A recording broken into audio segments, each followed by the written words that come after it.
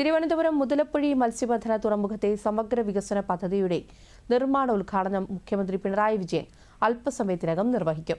കേന്ദ്ര ഫിഷറീസ് സഹമന്ത്രി ജോർജ് കുര്യൻ വിശിഷ്ട അതിഥിയാകും.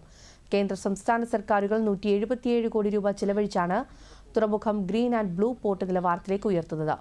സ്വപ്ന പദ്ധതിയാണ് യാഥാർത്ഥ്യമാകുന്നതെന്ന് മന്ത്രി സജി ചെറിയാൻ ദൂരദർശൻ വാർത്തകളോട് പ്രതികരിച്ചു.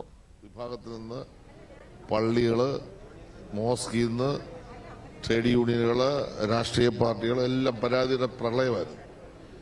ഈ പരാതി എല്ലാം പരിശോധിക്കാൻ ഞാൻ നേരിട്ടിവിടെ വന്നു. ഈ സ്ഥലമെല്ലാം കണ്ടപ്പോൾ പറഞ്ഞത് മുഴുവൻ വസ്തുതയാണ്.